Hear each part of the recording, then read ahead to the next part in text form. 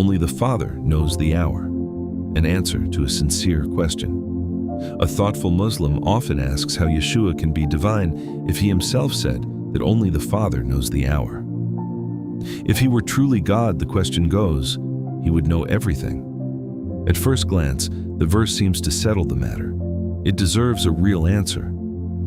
Read inside the world Yeshua actually lived in. That verse is not evidence against his divinity at all.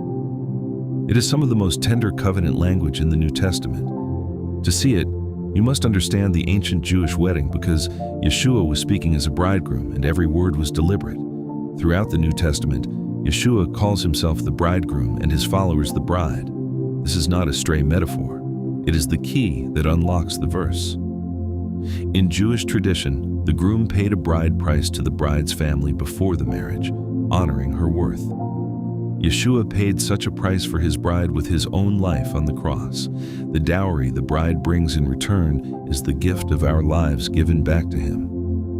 Once the price was set, the couple sealed the covenant by drinking from a shared cup of wine. At the Last Supper, Yeshua took the cup and said, "This is my blood." The bride drinks the cup representing the bridegroom's life poured out for her, and his blood was indeed poured out for us. Before the wedding could be completed, the bride was purified, immersing in a mikveh, a ritual bath symbolizing cleansing and a new beginning. This parallels immersion in water. Exactly, we go down, leave the old life behind, and rise identified with our bridegroom Yeshua. Then the groom departed, returning to his father's house to prepare a place for his bride.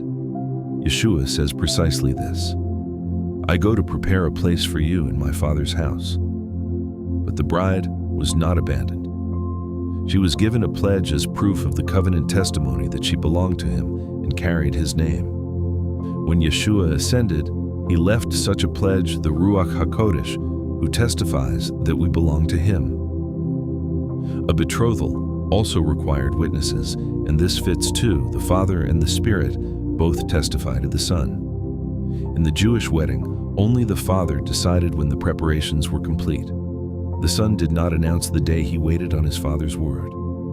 So when Yeshua says only the Father knows the hour, he is not confessing ignorance, he is speaking from inside the very tradition he is fulfilling.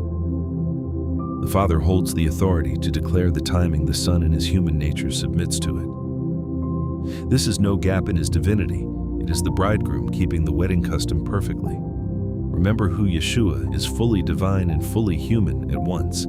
In his humanity, he submitted to the Father exactly as the Son submitted over the timing of the feast.